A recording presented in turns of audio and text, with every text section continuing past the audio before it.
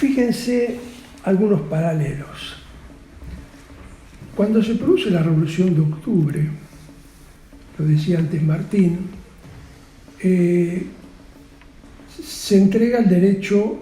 se reconoce el derecho a la autodeterminación de los pueblos del imperio. Hoy Putin dice que eso fue una traición a los intereses rusos. Y recién, después de la tragedia de 1930, cuando se produce la colectivización forzada de las tierras, que produce como efecto alrededor de 4 millones de muertos y una situación de la agricultura que va a durar hasta fin de siglo. Rusia nunca se pudo sobreponer, nunca pudo restaurar la situación de la agricultura anterior a la colectivización, porque el campesinado, que durante siglos luchó por sus tierras. Recuerden, ¿cuál fue el segundo decreto de Lenin el 7 de noviembre a la mañana? Los que hicieron historia de Rusia, ¿se acuerdan? ¿Abrió la servidumbre? No, eso fue en 1861. Punto menos en el examen, se me acordaba. No, el primer decreto que firmó Lenin a la mañana fue: Rusia se retira incondicionalmente de la Primera Guerra Mundial. La paz, los soldados vuelven a sus aldeas. Segundo punto, la tierra al que la trabaja. Campesinos, vayan y tomen las tierras, no esperen que los funcionarios del gobierno vayan a intervenir, porque tenemos muchas otras cosas que hacer. Ese campesinado que logró la tierra, 10 años después, Stalin se la saca. ¿Qué hace el campesinado? ¿Cómo resiste? Mata a todos los animales que tenía, vacas, corderos, etcétera, etcétera. Quema las tierras. ¿Por qué? Porque es el anticristo. Bien, dejemos eso por ahora. Entonces, se produce una crisis en el gobierno y la posición de Stalin comienza a vacilar. Entonces acá vemos que hay un vuelco ideológico en los primeros años de los años 30, cuando Stalin necesita una base social, que antes era prácticamente automática, porque los decretos de Lenin y la política del gobierno soviético había asegurado al pueblo ruso en general y a los pueblos del imperio que se habían quedado en la Unión Soviética un ascensor social extraordinario. Pero acá el ascensor se fue para abajo a toda velocidad. Entonces él encuentra la base social, la idea de construir una base social a través del nacionalismo gran ruso. Saben que en Rusia siempre se habló en el imperio de los gran rusos, o sea, Rusia misma étnicamente, los pequeña Rusia, los ucranianos y los bielorrusos. Bien, entonces, fíjense que en el 35, en la reunión del Buró Político del 5 de mayo del 34, Stalin dice: vamos a cambiar la fórmula de Lenin. Lenin tenía una fórmula que era: Rusia es la cárcel de los pueblos. Esa fórmula la había inventado un francés, el marqués de Custine, que había hecho un viaje a Rusia y cuando volvió escribió un libro en Francia diciendo: Rusia es una cárcel de pueblos y la llave la tiene el carcelero máximo, es decir, el emperador. A Lenin esa frase le gustó. Stalin dice: no es Rusia, es el zarismo.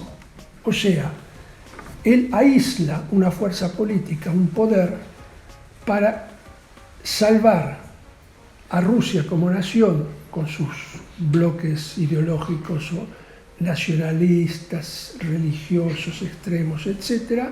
Y toda la culpa del colonialismo se la echa al zarismo y salva esa entidad rusa. Con lo cual hay todo un vuelco ideológico que se traduce en libros, en manuales de historia, etc.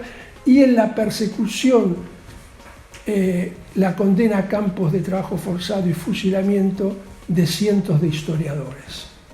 El gremio de los historiadores sufre un derrame terrible en los años 30. 2 años después, el Gran Terror, 37-38, las grandes campañas de terror. Y 19, el ataque a Finlandia.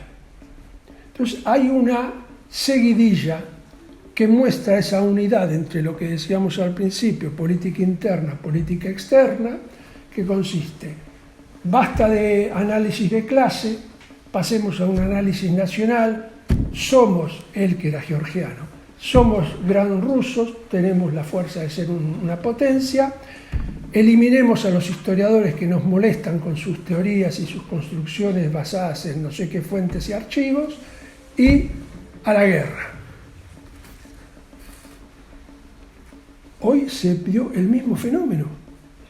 En diciembre del año pasado cerraron Memorial, la gran organización de historiadores independientes que venía haciendo un trabajo. Es como si hoy cerrásemos en Argentina el CELS, hijos, madres, abuelas, etc. Todo ese trabajo que hacen todas estas agrupaciones argentinas la hacía la Fundación Memorial, que gente que viene de la disidencia de la época soviética. Entonces, ¿a qué apela Stalin? Apela a siglos de mentalidad imperial, a siglos donde, ¿qué es lo que se pone adelante? Y se puso eso adelante durante todo el periodo soviético, la fuerza. Somos los más fuertes. Después, si el pueblo vive bien, si el pueblo vive mal, eso es secundario. Ahora, mientras que vos convencés al pueblo que te espera el paraíso en la tierra dentro de unos años, apenas podamos vencer al enemigo capitalista e imperialista, el pueblo aguanta, sobre todo porque venimos de la revolución. Nuestros padres nos cuentan que mal que vivían bajo el zarismo, pero llega un momento en que mi generación rusa decía, bueno, cuando eran jóvenes, cuando éramos, porque yo vivía en Moscú y estudiaba en la Universidad de Moscú, yo no decía nada porque era extranjero, pero mis compañeros decían, bueno, todo está bien, Lenin, todo eso, pero yo quiero un gin, yo quiero hablar.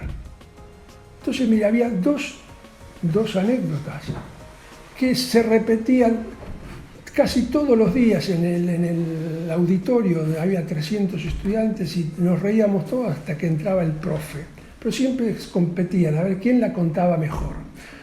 Una era, hay un perro soviético que llega a París, está caminando y ve un perro francés famélico. Dice, ¿qué te pasa que estás tan mal? Y dice que acá, viste, no te dan de comer, no hay presupuesto del Estado para los perros, no hay calefacción, te tiran un hueso y después te meten a patadas, te sacan del restaurante. Y allá en Moscú, en Moscú, calefacción en todas las cuchas, 1,5 kilos de la mejor carne todos los días, etcétera, etcétera, etcétera. ¿Y qué haces acá? Y quería ladrar un poco nomás. Bueno, el otro chiste era, yo me acuerdo bien porque llegué un día al auditorio y me estaban esperando 5 o 6 y me dijeron, ¿fuiste a la mueblería de la esquina? No fui. ¿No viste el nuevo modelo de cama? No, 3 plazas. 3 plazas, porque Lenin siempre con nosotros. Bueno, entonces, ese era el ambiente de la juventud en los años 60. Y llegó un momento en que dijeron, bueno, pará, hace 50 años que nos están contando que va a llegar el paraíso, que vamos a vivir bien, que vamos a comer. Entonces apareció el famoso también chiste, y viene un periodista norteamericano, llega a Moscú, agarra a un ruso en la calle, un soviético, y le dice, dígame, en Occidente no entendemos bien, ¿qué es el comunismo? Y el ruso dice, mire, el comunismo es cuando todos vamos a tener todo. ¿Cómo todo? ¿Para qué quieren todo? ¿Cómo para qué queremos todo? Imagínense, cada uno va a tener un avión. ¿Y para qué quiere un avión? ¿Cómo para qué quiere un avión? De golpe me entero que a 500 kilómetros hay carne, agarro el avión y me voy a comprar la carne.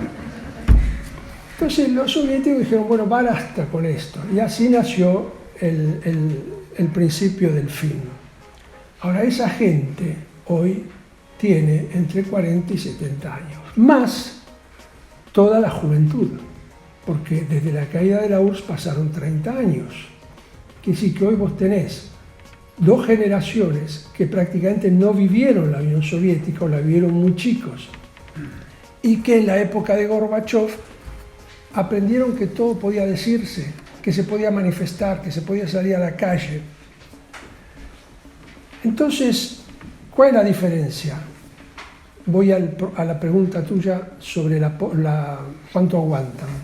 En la época soviética, las sanciones occidentales, por ejemplo, por la invasión a Afganistán, etc. Porque el problema de Afganistán lo crearon los soviéticos, ¿eh? No, todo el terrorismo que viene extremo musulmán, etc., los soviéticos fueron y quisieron instalar un gobierno comunista con un golpe de Estado en Afganistán. Ahí empezó la resistencia. Bien. Pero esas sanciones no tenían mucho efecto porque el pueblo soviético estaba acostumbrado a sufrir. El pueblo soviético no conocía ningún tipo de bienestar.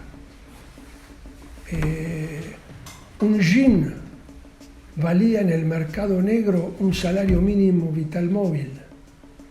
Entonces, ahora, hoy ya la situación es diferente, porque hace 30 años que viven con una sociedad capitalista, donde se supone que son las reglas del mercado y no las políticas las que rigen, donde se puede comprar todo, teóricamente, donde tenés una clase media poderosa, numéricamente, con cientos de miles de pymes, ni hablar de los oligarcas, etc. Entonces, hay una parte de la sociedad que es sensible por la edad o por ideología, porque la dominación ideológica, como decía un cierto Pierre Bourdieu, existe. Entonces, bajo dominación simbólica o por la costumbre, aguanta. Sumale la represión muy fuerte, muy violenta que hay hoy. No es terror de masa, pero tenemos... Mire, hoy hay cientos de miles de profesionales que se han ido de Rusia en los últimos 2 meses, cientos de miles. A mí me llaman una vez por semana gente para decirme, ¿tenés algún trabajo en Buenos Aires? Porque llegué, no hablo español, etc. Ni hablar de Francia, Canadá, Estados Unidos.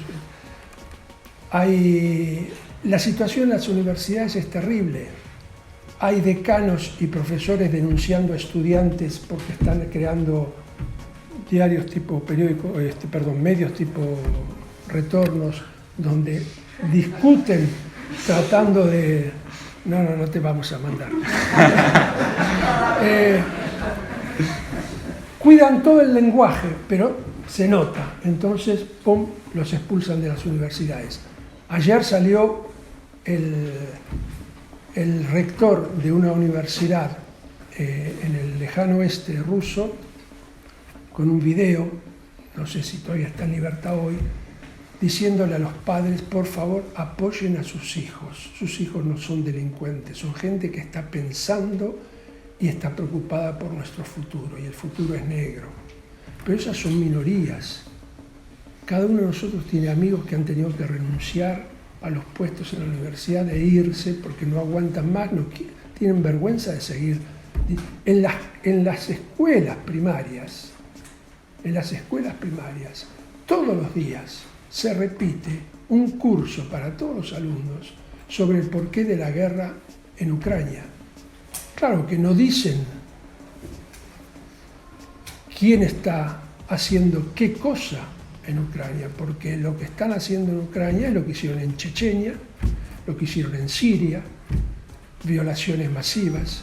Hay decenas y decenas de adolescentes, de chicas de 14, 15 años embarazadas. Algunas por razones religiosas, los padres han decidido que no van a abortar. Otras quieren abortar. El problema del aborto en Ucrania por la religiosidad también es un problema.